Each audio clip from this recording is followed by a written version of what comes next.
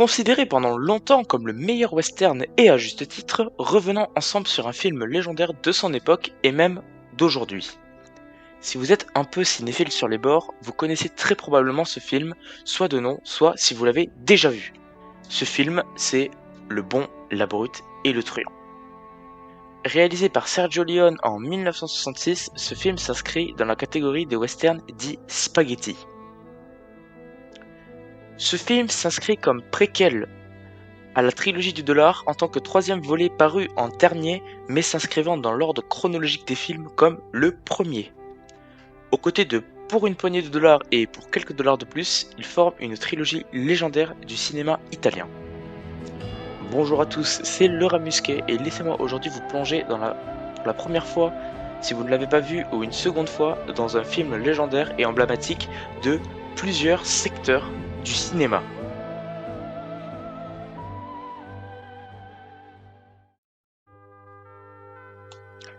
Le film raconte l'histoire de trois hommes prêts à tout pour empocher un coffre au trésor de 200 000 $ dans une Amérique alors en pleine guerre de sécession. Nous avons donc Blondin, dit le bon, Sentessa, dit la brute, et enfin Tuco, dit le truand. Bien joué, vous suivez. Tuco est un criminel ayant de nombreuses fois été condamné à mort, mais sauvé à chaque fois par Blondin, qui était de mèche avec lui afin de se partager les revenus des larcins de Tuco. Vous l'aurez compris, Blondin est donc un soi-disant bienfaiseur, mais est officieusement un criminel qui aide Tuco à faire ses crimes. Et enfin, en dernier, vous avez la brute, un homme prêt à tout pour avoir encore et toujours plus d'argent. La brute va apprendre l'existence d'un certain Bill Carlson qui aurait enterré un coffre de 200 000 $.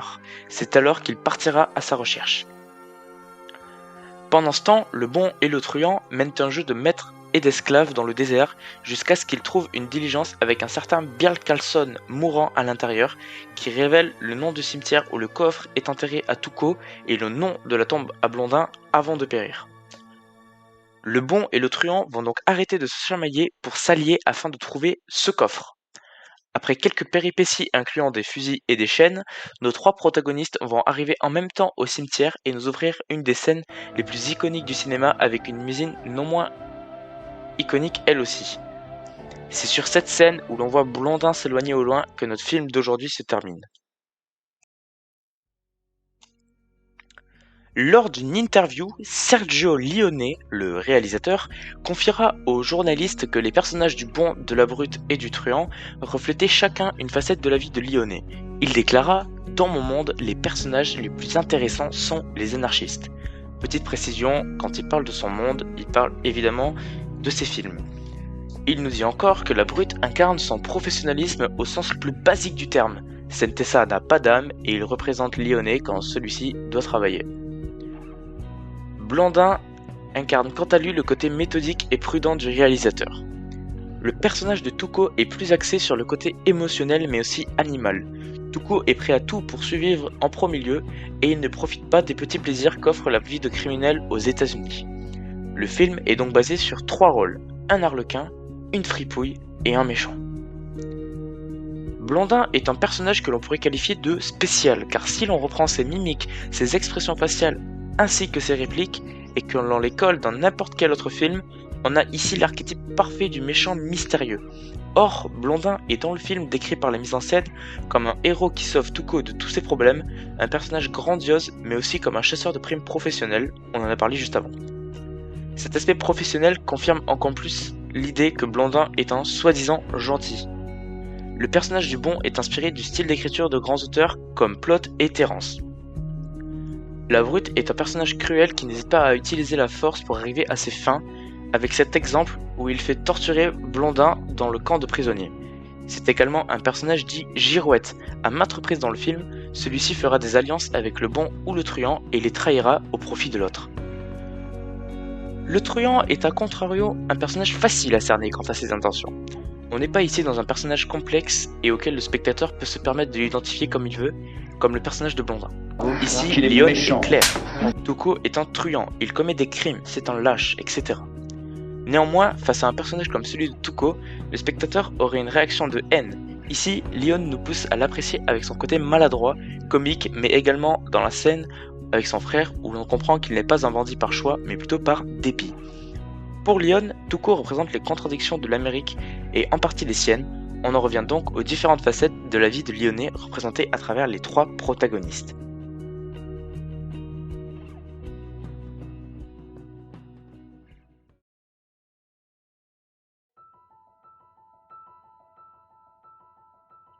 Le film a non pas été tourné aux États-Unis contrairement à ce que l'on pourrait penser, mais en Espagne. Lyon a donc profité de l'aridité de certaines régions hispaniques pour créer l'illusion d'une Amérique alors en pleine conquête de l'Ouest. Vous le savez ou non, mais en 1966, en Espagne, le pays était en dictature et il a fallu demander l'approbation du général Franco en personne pour avoir l'autorisation de tourner dans le désert de Tabernas en Andalousie. De ce fait, plus de 1500 figurants dans le film sont des soldats aux ordres de Franco. Une petite équipe est mise en place pour le tournage du Bon, de la Brute et du Truand. En tant qu'assistant réalisateur, nous avons Giancarlo Santi. Tonino Delli Colli est quant à lui directeur de la photographie. Selon lui, le western ne peut pas être associé de la couleur trop vive. En effet, remettez-vous dans le contexte. Nous sommes en 1966, la couleur dans le cinéma est arrivée depuis seulement quelques années, et vous devez vous occuper de l'image pour un western. Il est évident que vous n'allez pas mettre de la couleur partout, mais plutôt des nuances. Cela a pour effet de rendre l'action plus épique, les scènes calmes plus sérieuses, etc. Dans ce type de film, c'est véritablement se tirer une balle dans le pied que d'utiliser des couleurs trop vives. De plus, la majorité des bâtiments étant en bois, il ne fallait pas trop contraster.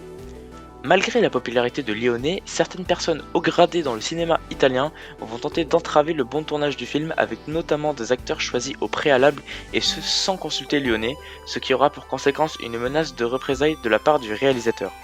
Celui-ci menacera le cinéma italien d'arrêter la collaboration avec eux afin de partir réaliser en France son film avec une agence de cinéma américaine ou française. Ayant conscience du futur succès du film, le cinéma italien cédera à cette menace de Lyon.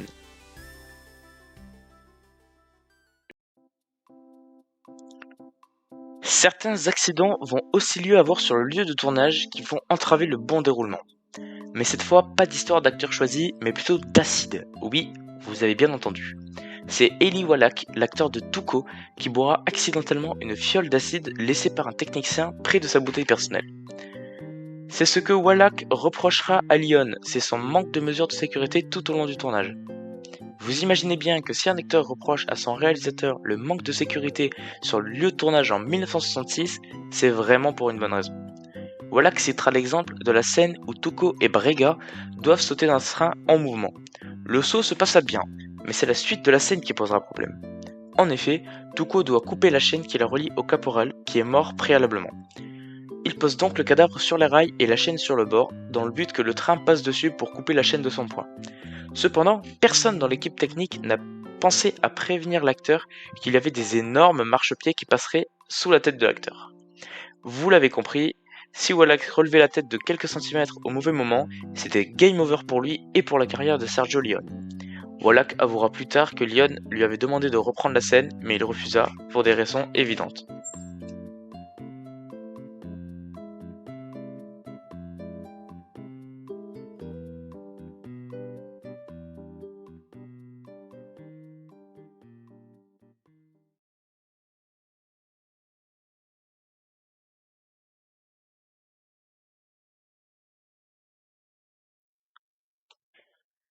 Certaines scènes du film sont plus cultes que d'autres, alors laissez-moi vous plonger dans l'histoire de tournage des scènes qui font de ces scènes des scènes cultes. Dans la scène où Tuco et Blondin font exploser le pont, ils sont dans une rivière. Cette rivière, c'est l'Arlanza. Quelques mois ont dû être nécessaires entre le repérage du lieu et le début du tournage de la scène. Le jour du repérage, la rivière était d'une hauteur de 1,20 m, parfait pour le tournage. Le jour du tournage, la rivière avait un niveau d'eau de 20 cm. Maintenant, petit jeu. Comment Lyon a-t-il fait pour résoudre ce problème? A. Il a demandé aux acteurs de se mettre genoux pour la scène. B. Il a changé de rivière pour mieux correspondre aux besoins du tournage. C. Il a fait construire une digue par l'armée espagnole. D. Il a attendu que le niveau de la rivière monte. C'était la réponse C, bien joué. Le mec peut quand même se payer le luxe de faire construire une digue pour son film, une journée normale en soi. Une fois le problème de l'eau résolu, reste encore celui du pont.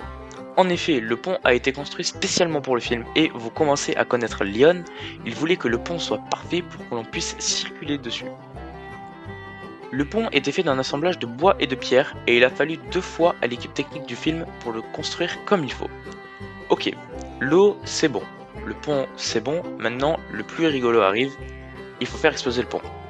A l'époque, pour faire exploser un pont de cette taille, il nous fallait une trentaine de charges de TNT, mais surtout un excellent artificier. Et cet artificier, c'est Baciucci. Malgré le talent de Baciucci pour faire exploser les ponts, le nôtre lui posa quelques soucis. D'un côté, Leon voulait que le pont explose d'un coup, pour faire plus de spectaculaire. De l'autre, Baciucci, même avec tous ses efforts, expliquait à Lyonnais qu'en faisant exploser les premières TNT, cela coupait le courant électrique qui ferait exploser les suivantes et, par conséquent, le pont n'explosait pas d'un coup. Il a donc fallu s'y reprendre à plusieurs fois avant de réussir à exploser le pont en entier. Et devinez qui les a encore aidés pour ce problème? Bingo, l'armée espagnole. Il était sympa finalement Franco. L'armée installèrent donc des explosifs plus puissants destinés aux militaires à la base. Bon, malgré tout, les soldats espagnols n'étaient pas très doués car, à cause de l'un d'eux, le pont a dû être reconstruit en entier. Donc, récapitulons. La scène n'a pas pu être tournée à cause d'un problème de niveau d'eau. Solution, on construit une digue. Le courant ne passe pas pour faire exploser toutes les TNT. Solution, on met des explosifs plus puissants.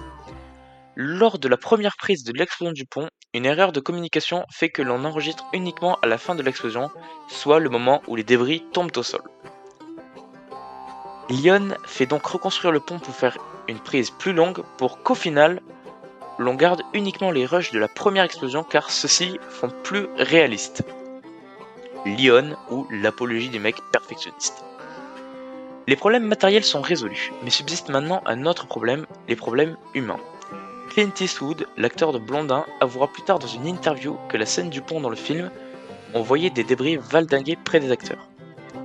C'est Eastwood qui a suggéré l'idée à Leon de se mettre à une distance plus élevée du pont, lui et Wallach, afin de se protéger de l'explosion. Après la sortie du film, des personnes remarqueront que si Eastwood et Wallach étaient restés à l'endroit initial de Leon, ils seraient probablement morts. Et l'on revient encore au manque de sécurité flagrant de Leon. Et l'on en vient enfin à cette scène mythique dont je vous ai parlé dans le résumé. Pour avoir le ressenti incroyable que nous procure cette scène, Leon a dû s'y reprendre à plusieurs fois. Déjà, premier truc de fou, Leon voulait créer un cimetière avec une espèce d'arène au milieu, mais il n'en existait aucun. Leon a donc fait péter la CB et a fait créer le cimetière de ses rêves uniquement pour cette scène. Petit point chiffre, on parle ici de 250 soldats espagnols, décidément encore eux, 2 jours pour créer le cimetière, ce qui est phénoménal, et enfin pas moins de 10 000 tombes. Leon avait pensé à faire l'arène au milieu du cimetière pour faire un parallélisme entre le duel à mort des 3 protagonistes et les milliers de morts dans les tombes, qui sont comme spectateurs de ce duel et qui savent que imminemment d'autres personnes vont les rejoindre dans la mort.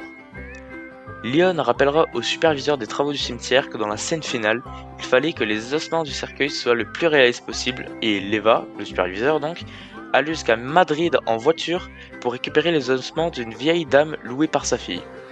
C'est spécial, il faut l'avouer. Cette dame était actrice et louer son squelette est selon elle une façon de rester actrice même après sa mort. Toujours dans la recherche du professionnalisme le plus poussé, Leon fit libérer un chien pour tirer de Wallach une expression surprise. Il est fou le gars.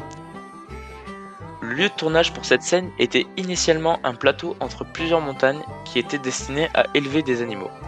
Carlo Leva ira parler au maire de la commune de Burgos pour exploiter le terrain et d'y faire construire un cimetière géant. Le maire acceptera à condition de laisser le lieu comme ils l'ont trouvé. Venons-en enfin au duel à 3. Séquence mythique de l'histoire du cinéma. Le succès de cette scène réside dans l'attente du coup de feu avec une musique épique, des plans à travers le cimetière qui s'étend, tout comme pour oppresser le spectateur qui sait que au moins l'un des 3 protagonistes que l'on suit maintenant depuis 2 heures va mourir et incessamment sous peu.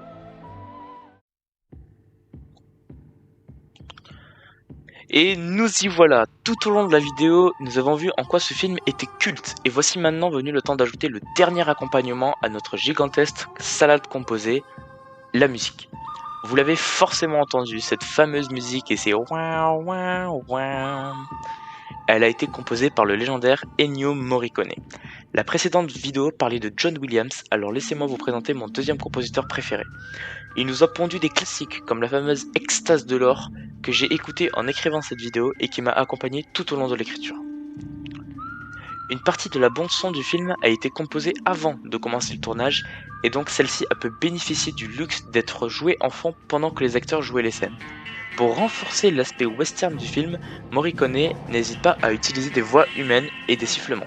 Ceci, selon Morricone, permettent de renforcer l'aspect sauvage que peut faire paraître l'Ouest et servent donc aussi à renforcer l'immersion qu'a le spectateur envers le film.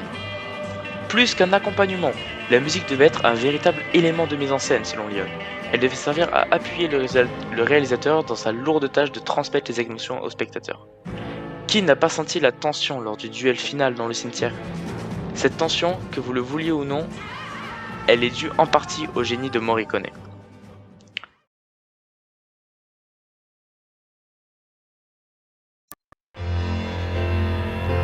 Le bon, la brute et le truand est un film qui a su traverser les générations en mettant tout le monde d'accord sur la définition du genre western. Demandez à quelqu'un quel film il pense en premier quand on parle de western, il y a de très fortes chances que celui-ci vous donne ce film. Pour ma part, j'ai vu ce film pour la première fois durant l'été 2020, juste après le décès de Morricone. Je l'ai regardé une seconde fois pour les besoins de cette vidéo. Grâce à des personnages complexes et attachants, un perfectionnisme du réalisateur même si des fois le danger était présent, les plans de caméra et les couleurs réfléchies mûrement, des scènes retravaillées plusieurs fois, une bande-son à couper le souffle. Il est clair que ce film a su captiver des générations de spectateurs et continuera à le faire pour encore plus belles années devant nous. Ici Laura Musquet, je vous remercie du fond du cœur d'avoir regardé cette vidéo jusqu'au bout. Si elle vous a plu, n'hésitez pas à vous abonner, cela vous soutient et c'est gratuit. J'ai vraiment passé beaucoup de temps à réaliser cette vidéo, elle me tenait à cœur car ce film est une œuvre d'art monumentale et ça en valait la peine, j'en suis sûr. Sur ce, je vous laisse et pensez à aller voir ce film si vous l'avez vu ou même si vous l'avez déjà vu. Ciao! On dira quand même un grand merci à Foucault et à son armée, on ne les pas les oublier, les petits filous.